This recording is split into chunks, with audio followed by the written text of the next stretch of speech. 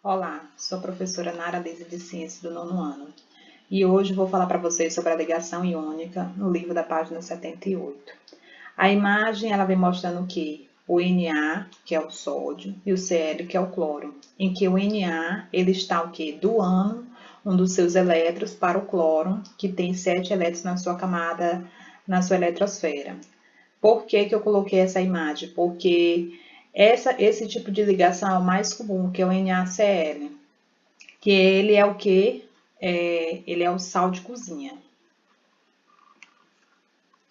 Aqui a gente tem a imagem da tabela periódica. Por quê? Porque a ligação iônica é a ligação constituída de metal e não metal, a união dessas substâncias de metal e não metal da tabela periódica. Quem seriam os metais na tabela periódica? Os que estão amarelo. E os não metais, os que estão de cor lilás. A ligação iônica ela ocorre geralmente entre os elementos da tabela periódica. Vocês lembram, né? Que são 18 famílias e 7 períodos. Geralmente ela ocorre entre as famílias 1, 2 e 3, com as famílias 13, com as famílias 15, 16 e 17, que é o tipo de ligação iônica. Ligação iônica. Uma substância muito usada pelo ser humano é o cloreto de sódio, principal componente do sal de cozinha, composto dos elementos sódio e cloro. Consultando a tabela periódica, temos o sódio, que tem 11 prótons, né? 11 elétrons e carga elétrica total 0. E o cloro ele tem 17 prótons, 17 elétrons e carga elétrica total 0. Agora, compare a eletrosfera desses elementos com a dos gases nobres. Temos os elementos gases nobres, né? O hélio, neônio, argônio, criptônio, xenônio e o radônio, né? E o número de prótons em cada um deles, número de elétrons e a carga elétrica total, que no caso do hélio seria 2 número de prótons, 2 número de elétrons. O neônio teria 10 número de prótons, 10 número de elétrons, todos com carga elétrica total 0. O argônio teria número de prótons 18, número de elétrons 18. Criptônio teria 36 número de prótons e 36 número de elétrons. O xenônio, 54 número de prótons, 54 número de elétrons. E o radônio, 86 número de prótons e 86 número de elétrons. Isso seriam dos elementos dos gases nobres. Você notou que a eletrosfera do sódio está mais próxima em um número de elétrons da eletrosfera do neônio e que a do cloro está mais próxima da do argônio? Se não notou, analise novamente as tabelas antes de prosseguir. Se o sódio perder um elétron, sua eletrosfera passará o mesmo número de elétrons do neônio. E se o cloro receber um elétron, ficará com o mesmo número de elétrons do argônio. Os cientistas concluíram que o cloreto de sódio, os átomos de sódio têm 10 elétrons e os de cloro têm 18. Como consequência, esses átomos não estão eletricamente neutros.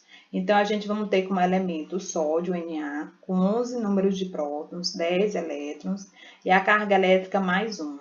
E o cloro, que é o Cl, terá 17 números de prótons, 18 números de elétrons e a carga elétrica menos 1.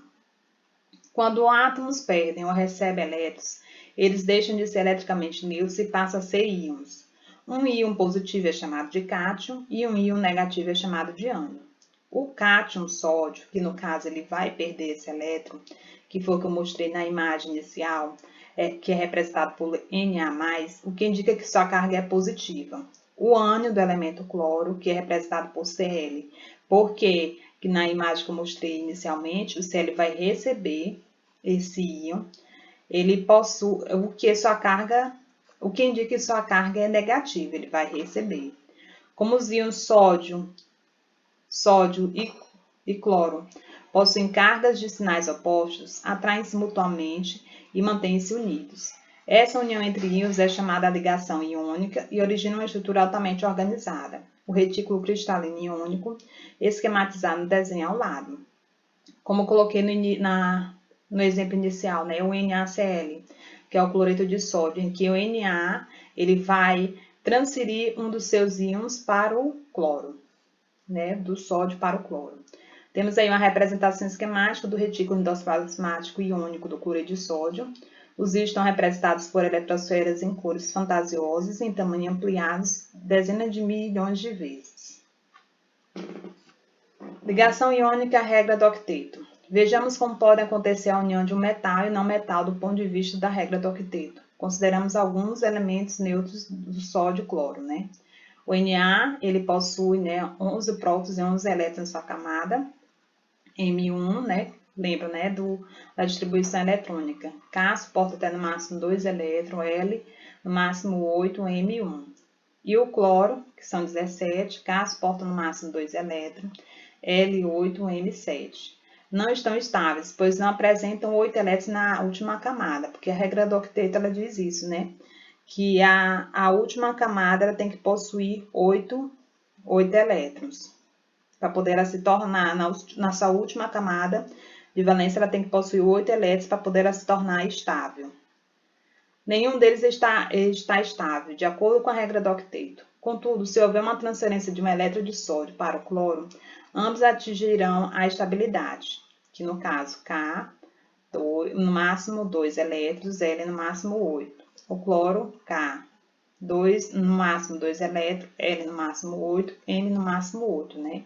A última camada de valência do sódio e do cloro vai dar 8.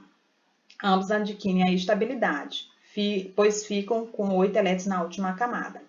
Esse processo pode ser esquematizado simplificadamente, representando-se por bolinhas os elétrons da última camada. A camada de valência ao redor do símbolo do elemento, né? Tem a representação dos átomos isolados, né? Do sódio e do cloro.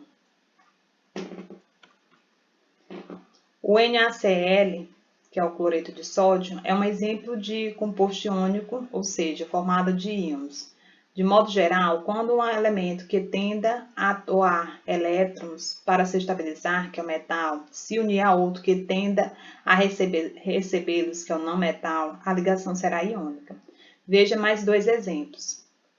Aí a gente tem o que? O cálcio e o flúor, que é aí vai formar o composto de fórmula CaF2. Temos o alumínio e o oxigênio, que vai dar o composto de fórmula L2O3. Para escrever a fórmula de um composto iônico, basta verificar a carga do íon estável formado pelos elementos, pela regra do octeto, e considerar que no composto a carga elétrica total positiva deve ser igual à negativa, resultando na carga total nula, né? Que seria o cátion e o ânion. O cátion, que é o íon positivo, que é o que vai doar, é escrito à esquerda, e o ânion, que é o íon negativo, que vai receber, é escrito à direita. De maneira geral, o que é a ligação iônica? É uma ligação entre substâncias não metal, metal e não metal e ametal. O metal, porque ele vai ter 1, 2 ou 3 elétrons na sua última camada de valência, ele vai perder esses elétrons, vai haver a transferência dele para as substâncias, os elementos a metal, que vai ter 5, 6 e 7 elétrons na última camada de valência, que eles vão receber esses elétrons. Esses íons eles vão passar a ser chamados de cátion, com carga positiva, e de ânion, com carga negativa. Tem a ligação iônica. As substâncias iônicas elas têm as características de que eles são sólidos em temperaturas altas, né? Temperatura de fusão alta. Eles conduzem a corrente elétricas, são fundidos em líquidos e em solução aquosa. E aí abaixo a gente tem um exemplo, né? Que é o sódio, que é o Na, como é a distribuição eletrônica dele, em que ele perde um elétron, e o flúor, que é o F, ele vai receber esse elétron. Bons estudos!